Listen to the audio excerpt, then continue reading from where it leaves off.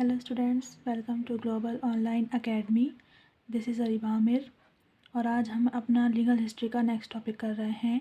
सबसे पहले हम देखते हैं कि हमने अपने लेक्चर में मद्रास, बॉम्बे और कलकत्ता इन तीनों प्रेसिडेंसी की जुडिशियल सिस्टम के बारे में बताया था, जो कब तक चले थे 1726 तक। मद्रास का लास्ट जो स्टेज था वो 1726 तक था, बॉम्बे का लास्ट स्टेज 1726 तक था।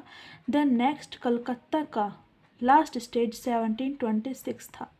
अब इन तीनों की जो व्यवस्था थी जो हमने पढ़ाई है वो 1726 तक चली थी। अब 1726 के बाद जो हमें व्यवस्था पढ़नी है वो हम पढ़ेंगे जो उनकी एक समान व्यवस्था है, यानी 1726 में एक ऐसी व्यवस्था लागू की गई जो इन तीनों प्रेसिडेंसी पर वर्क करी, जिसने इन तीनों प्रेसिडेंसी में अपना कार्य किया, समान व्यवस्था। तो देखते हैं कि क्या समान व्यवस्था रही और किस चार्टर के अधीन या किस चार्टर के अनुसार उस व्यवस्था को लागू किया गया था।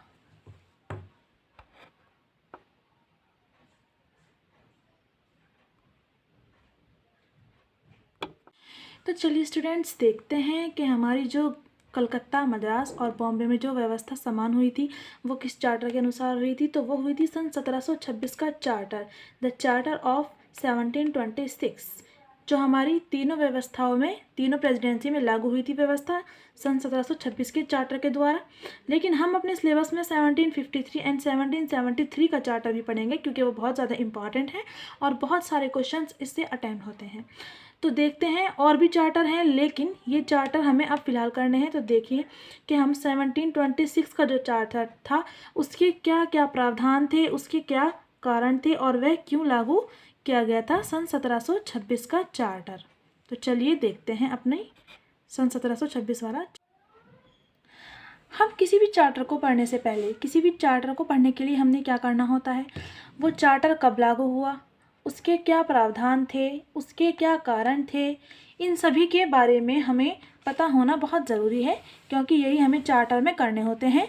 और इस चार्टर के द्वारा कौन से न्यायालय स्थापित किए गए थे जिनके द्वारा व्यवस्था चली थी। तो अब देखते हैं कि जो कलकत्ता, बम्बई और मद्रास तीनों प्रेसिडेंसी थी, उनमें जो व्यवस्था चल रही थी सन 1726 तक।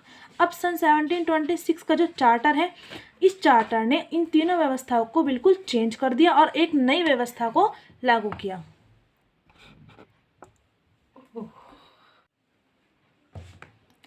तो देखते हैं कि 1726 के मुख्य प्रावधान क्या हैं। तो इसका सबसे पहला प्रावधान क्या था कि एक मेयर न्यायालय स्थापित किया गया, establishment of a mayor court, एक मेयर न्यायालय बनाया। तो जो मेयर न्यायालय था, इसका क्षेत्राधिकार, इसका संगठन और इसके अपील, ये सब चीज़ें हम अपने आगे पढ़ेंगे। फिर है निगम की स्थापना, यानी जो मद्रास में पहले से निगम बनाया हुआ था उसकी जगह पर एक नया निगम स्थापित किया गया। इस निगम में भी वही चीज़ें होती थी, एल्डरमैन, जो एल्डरमैन 9 होते थे, जिनमें से कौन होते थे, 7 ब्रिटिशर्स होते थे और एक उनका जो हेड होता था उसे क्या कहते थे, मेयर। और उस मेयर की नियुक्ति कौन करता था, गवर्नर और परिषद। उसके बाद है प्रीवी काउंसिल का क्षेत्राधिकार, यानी जब 1726 की जो व्यवस्था लागू हुई उसके बाद उसमें प्रीवी काउंसिल का क्षेत्राधिकार बढ़ गया, क्योंकि प्रीवी काउंसिल में क्या की जा सकती थी, अपील की जा सकती थी। फिर है इसका फोर्थ, स्पष्ट परिभाषित न्याय व्यवस्था, यानी अब तक तीनों प्रेसिडेंसी में अलग अलग तरीके से व्यवस्था चल रही थी, लेकिन 1726 के चार्टर के थ्रू क्या क्या स्पष्ट और परिभाषित इन्होंने न्याय व्यवस्था, समान न्याय व्यवस्था लागू कर दी। उसके बाद नेक्स्ट पॉइंट है समान न्याय व्यवस्था, यानी तीनों प्रेसिडेंसी में और बंगाल, बिहार, उड़ीसा, जहाँ पर भी ईस्ट इंडिया कंपनी चल रही थी वहाँ पर क्या किया इन्होंने, समान न्याय व्यवस्था को लागू किया। उसके बाद गवर्नर व परिषद, यानी एक गवर्नर और परिषद जो कि पहले से ही था उसका क्या किया, उसके क्षेत्राधिकार में वृद्धि कर दी। अब गवर्नर और परिषद क्या कर सकते थे, गवर्नर और परिषद मेयर न्यायालय के द्वारा की गई अपील को क्या कर सकते थे, सुन सकते थे। इसके बाद 1726 के जो चार्टर जो जारी किया गया था उसके क्या कारण थे, उसके क्या रीज़न थे।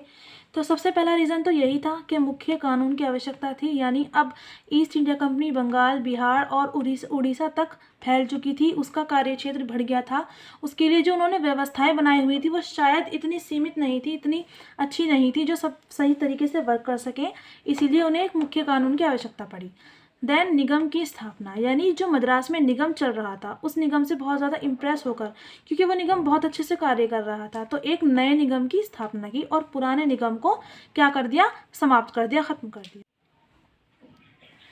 उसके बाद है मृत अंग्रेज़ों के संपत्ति का निस्तारण का वाद, यानी जो अंग्रेज़ मर चुके थे, इंडिया में वो रह रहे थे, और जो उनकी संपत्ति थी, जो उनका उत्तराधिकारी संबंधी वाद, यानी उनके जो जितने भी मामले होते थे उनको निपटाने के लिए और उनके निर्णय के लिए किसकी स्थापना की गई थी, मेयर न्यायालय की स्थापना की गई थी।